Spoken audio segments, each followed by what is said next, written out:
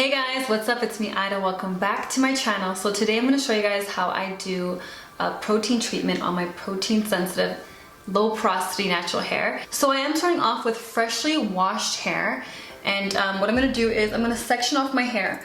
But I wanted to mention that I do have different textures throughout my hair, and so sometimes I treat those textures differently. So the front of my hair, it's actually fine to medium texture. I'll actually say medium texture.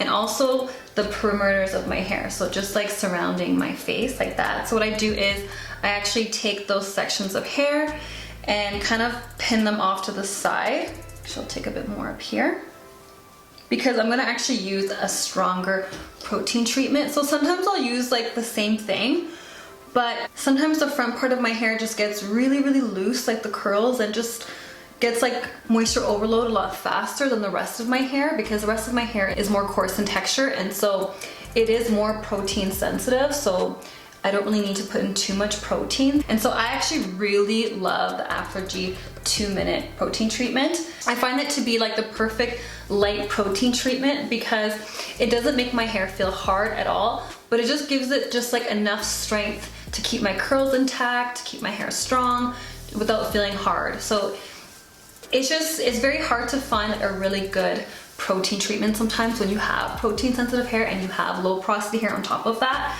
because a lot of protein treatments, they can make your hair feeling really hard really easily, or they have like product buildup, because a lot of the proteins can be like bigger size proteins and it just kind of sits on top of your hair blocking out moisture. So I really love this one because I feel like it's just a perfect balance for my hair. So I do like applying it on like slightly damp hair, so I will kind of mist a little bit of warm water onto my hair if it gets too dry.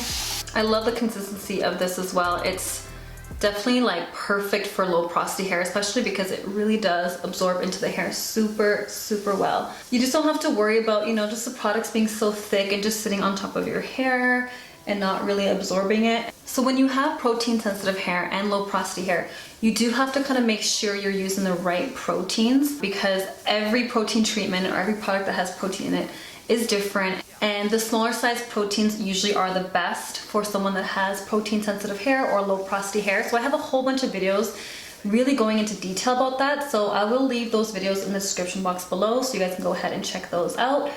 But a lot of the products out there have like bigger size proteins, or a lot of the DIYs have that, so they just kind of usually just sit on top of your hair.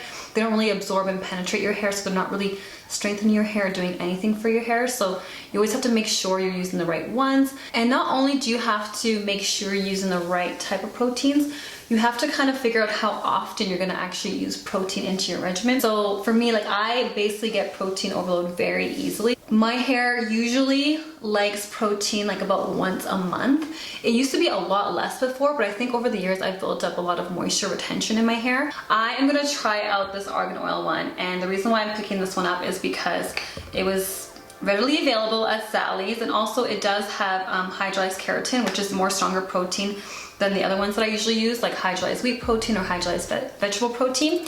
And also I remember when I had relaxed hair, I felt like this product worked wonders for my hair. And so I'm like, you know what, why not just revisit this? I know relaxed hair is different than natural hair and all that, but you won't know unless you try it. I'm not really too thrilled about the ingredients here, to be honest though. It does have silicone in here, which I usually stay away from. And then the fragrance I really don't like either. It's just more simple to find like a stronger protein treatment for the front part of my hair, instead of using the same one for the whole part of my hair, and then I have to remember to use this more often in the front and then use this less often. A lot of times people just naturally have looser curl patterns in the front, but I find that if you are not careful with like certain hairstyles that are stretching your hair too much, or you don't have enough protein, then you can really just like really ruin a lot of your curl pattern in the front and like make your hair like super straight.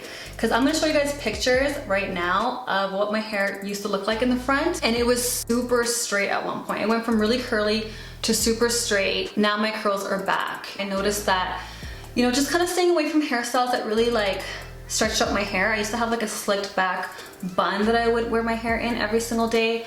Plus I wasn't really upkeeping on protein treatments. I was treating my whole head the same way as usual, and after a while, like I just lost every curl pattern. I'm gonna pin it up, put a plastic cap on my head, and I'm gonna sit underneath the hair to dry for about 45 minutes.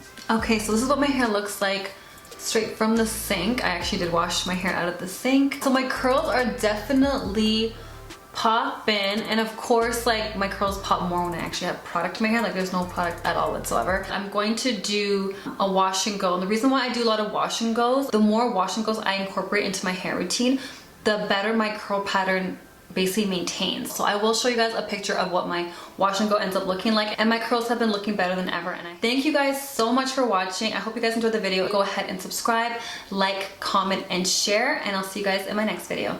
Bye.